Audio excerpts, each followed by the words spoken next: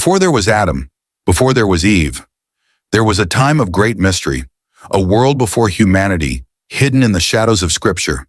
The heavens were not empty, nor was the earth barren. Powerful beings known as the sons of God walked among creation. They watched, they ruled, and some rebelled. It was an act so dangerous, so forbidden, that it threatened the very order of God's creation. These celestial beings, once glorious, fell into corruption, driven by desire, defiance, and pride. Their existence was wiped from history, but traces remain. Ancient texts whisper their story, and the Bible holds the key to unlocking their forgotten past. Job chapter 38, verse 4-7. Where were you when I laid the foundation of the earth? Tell me if you have an understanding. When the morning stars sang together and all the sons of God shouted for joy. In this video, we will uncover the hidden truth about the sons of God, their role in creation, and their ultimate downfall. What did they do that was so terrible? And why did God intervene so drastically? Stay with me as we explore the shocking revelations from both the Bible and ancient texts like the Book of Enoch. You don't want to miss a single second of this mystery. Watch till the end, because what you're about to learn may challenge everything you thought you knew about the beginning of time. Before we begin, if you love deep biblical mysteries, make sure to like this video, subscribe, and turn on notifications so you never miss an eye-opening revelation. And if you find this story fascinating, share it with others, because the truth deserves to be known. Genesis chapter 1, verse 1-2. In the beginning, God created the heavens and the earth. The earth was formless and empty. Before the first man took his breath, before the gardens of Eden flourished, there was a time lost to history, a time before Adam. In the beginning, God created the heavens first, an unseen realm filled with celestial beings, powerful entities who existed long before humanity was even formed. They were the sons of God, the divine council, the watchers of creation. Job chapter 38, verse 4-7. Where were you when I laid the foundations of the earth? Tell me if you have an understanding. When the morning stars sang together and all the sons of God shouted for joy, the heavens erupted in praise as the universe came into being. The morning stars, angels of divine order, sang in unison, celebrating God's masterpiece. But among them were beings of great authority, entrusted with governing creation. Did these celestial rulers oversee the cosmos before Adam? Were they the caretakers of an ancient, pre-Adamic world? Some believe that Earth, before the arrival of mankind, was not barren. Instead, it was a domain where these heavenly beings moved freely, fulfilling their divine roles. But something happened, something that shattered the harmony of creation, a rebellion, a betrayal, a corruption that would set the stage for the greatest conflict in history. Ezekiel chapter 28, verse 12-17. You were the seal of perfection, full of wisdom and perfect in beauty. You were blameless in your ways from the day you were created till wickedness was found in you. Could it be that one of the most powerful among them, once perfect and full of wisdom, sought to rule over creation itself? Was this the beginning of a war in heaven that would change the course of history forever? Genesis chapter 6, verse 1-4. The sons of God saw that the daughters of men were beautiful, and they took them as wives. As humanity began to multiply upon the earth, a strange and terrifying event took place. The sons of God, powerful celestial beings, saw the daughters of men, and they were captivated by their beauty. But this was no ordinary attraction. These divine beings who existed before humanity descended from the heavens, driven by a forbidden desire. They took human wives, an act that would forever change the course of history. Who were these mysterious sons of God? Were they angels, divine rulers, or something else entirely? A pre-Adamic race, a remnant from a time forgotten. Job chapter 1, verse 6. Now there was a day when the sons of God came to present themselves before the Lord, and Satan also came among them.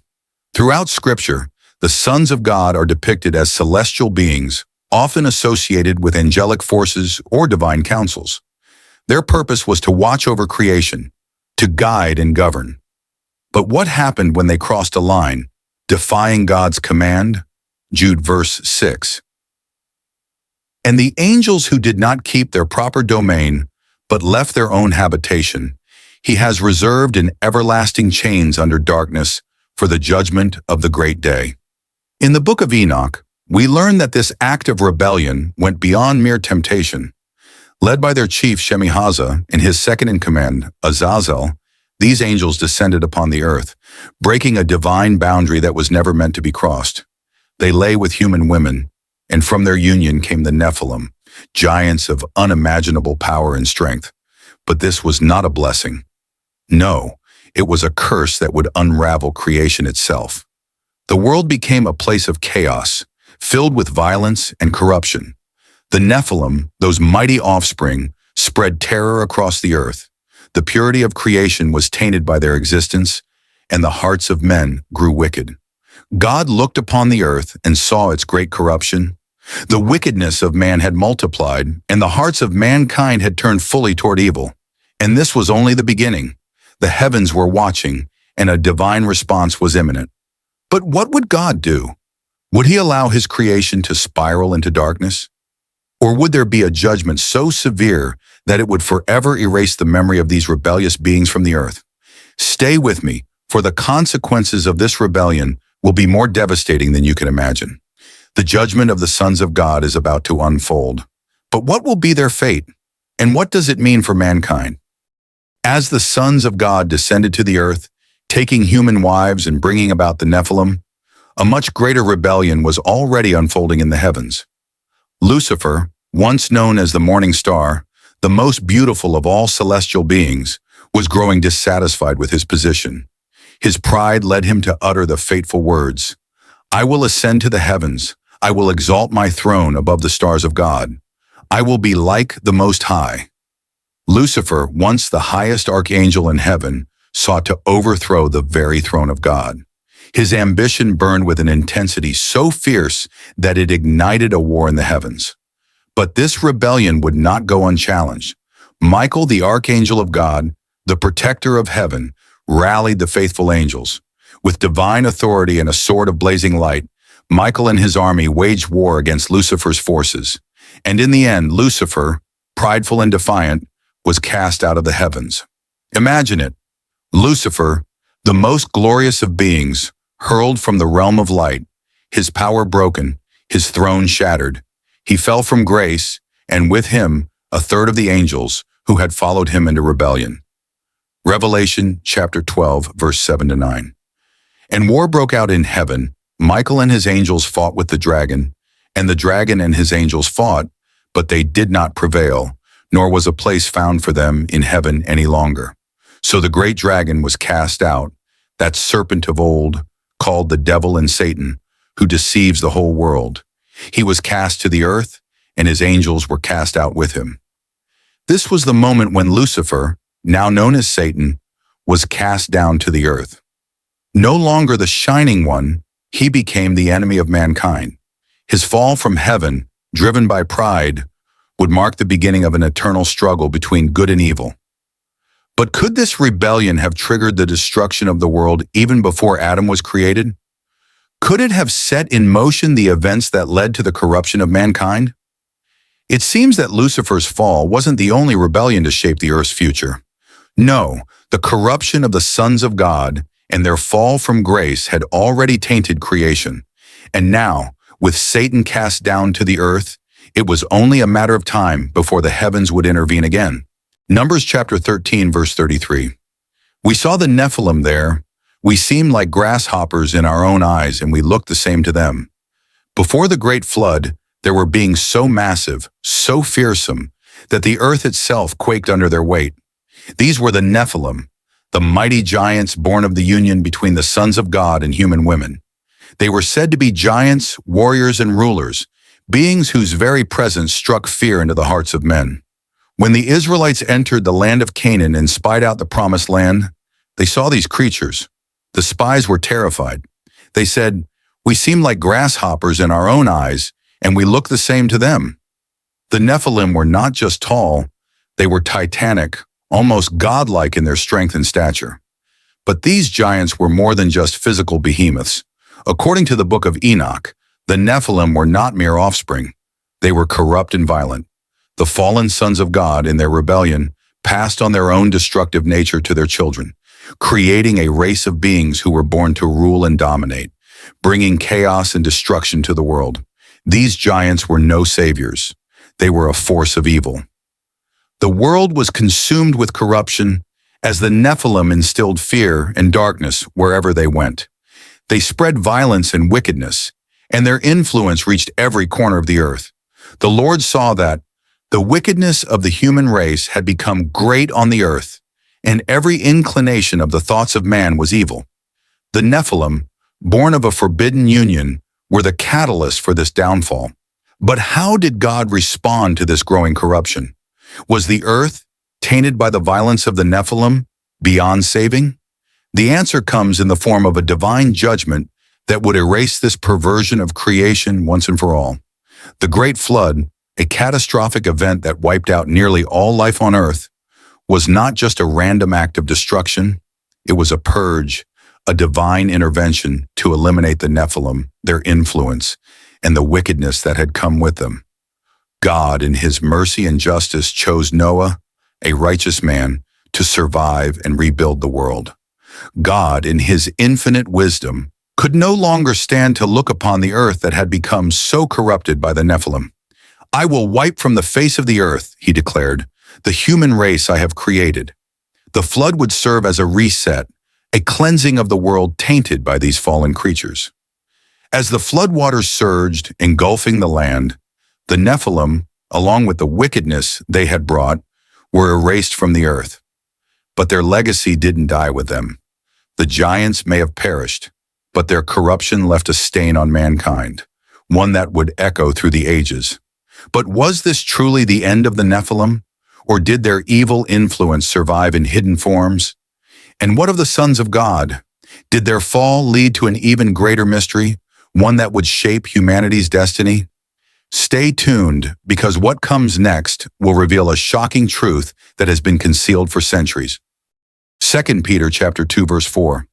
"For if God did not spare angels when they sinned, but sent them to hell, putting them in chains of darkness to be held for judgment, the Nephilim were wiped away, their reign of terror brought to an end by the great flood. But what about the sons of God, the watchers, the angels who had descended to earth and corrupted mankind? What fate awaited them after their defiant rebellion against the Creator? The fate of the fallen angels is a story of unimaginable punishment.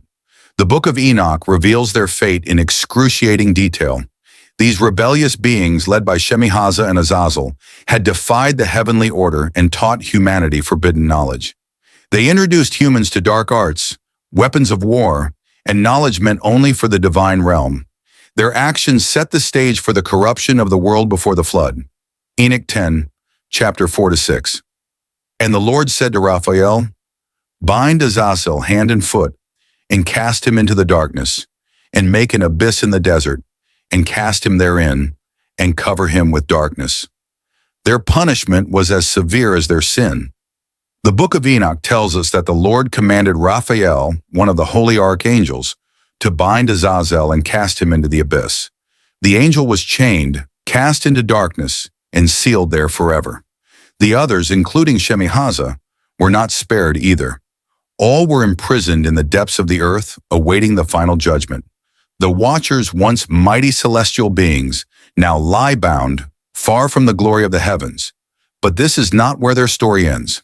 In Jude chapter 1, verse 6, it is written that these angels abandoned their proper dwelling, leaving their positions of authority. And for this, they are kept in chains of darkness, awaiting the final judgment on the great day. This judgment is far from over. And then there is Lucifer, the great archangel who once stood in the very presence of God, cast out of heaven in the most tragic rebellion of all. Lucifer's rebellion was not just against the order of creation, but a direct challenge to the supremacy of God himself. As a result, he was cast out of heaven, brought low, and sent to the earth in disgrace. The glory of heaven was no more. He became Satan, the adversary, the embodiment of evil, roaming the earth, seeking to deceive and destroy God's creation. But Lucifer was not destroyed. Instead, he was cast to the earth, a fallen angel, now a deceiver. The sons of God, Those who had descended to earth and corrupted mankind were bound in chains awaiting their final judgment. But Lucifer, now known as Satan, was set free, roaming the earth, waiting for his time to bring about the final rebellion. Lucifer's story is not finished, and the Watcher's judgment is far from over. As we've seen, the seeds of corruption have already been sown on earth. The Nephilim may have perished in the flood, but the legacy of their evil continues to haunt humanity. What is God's final plan for Lucifer and his followers? And what about the sons of God? Are they truly gone forever, or will their influence return? Stay tuned, because what's coming next is a revelation that will leave you questioning everything you thought you knew. Matthew chapter 24, verse 37. As it was in the days of Noah, so it will be at the coming of the Son of Man. Jesus once warned that the days before his return would be like the days of Noah, the days when the sons of God descended to earth and mingled with humanity. In the days of Noah, the sons of God defied the natural order, influencing humanity in ways that led to chaos. Today, the world is facing similar moments of upheaval. Could there be an even darker force at play? The possibility of genetic manipulation and strange experiments, eerily similar to the forbidden acts of the ancient beings, raises unsettling questions. It's not just the physical realm that's being altered. Reports of unexplained events and sightings continue to emerge. Flashes of light in the sky, mysterious creatures, and even unexplained disappearances. These phenomena could very well be linked to the ancient powers that once walked among men, the sons of God, whose return was foretold by the ancient prophets. Daniel spoke of a time when the people would be a mixture, a blending of iron and clay, unable to truly unite. This could be the moment when humanity faces a return of forces not of flesh and blood, but of powers far beyond our comprehension. Could the world be on the cusp of another divine confrontation? The return of the sons of God, or perhaps their influence, could bring the world into a cataclysmic struggle unlike anything we've ever seen. The Nephilim and their dark legacy may once again rise to the surface. What comes next? Could the ancient forces once again alter the course of human history? Or will mankind face its final reckoning with the powers of heaven and earth? From the beginning of time, the sons of God walked among creation. They defied divine order, fell from grace, and altered the course of human history. Their presence was buried in ancient texts, their secrets hidden in forgotten scriptures. But what if their story isn't over? The Book of Enoch, Genesis, and prophetic visions all point to something, a cycle, a pattern repeating through history. Are the days of Noah returning? Are we standing at the edge of another divine confrontation? Perhaps we've only begun to uncover the Bible's greatest mysteries, and maybe the truth is even deeper than we imagine. But now, I want to hear from you. Do these ancient scriptures hold a warning for our time? Are we witnessing the return of the sons of God? Or is there another hidden truth waiting to be revealed? Let's keep this conversation going. Drop your thoughts in the comments below. I read every single one. And if this video has opened your eyes to hidden biblical truths, make sure to like, share, subscribe, and hit the notification bell so you won't miss more deep biblical revelations like this one.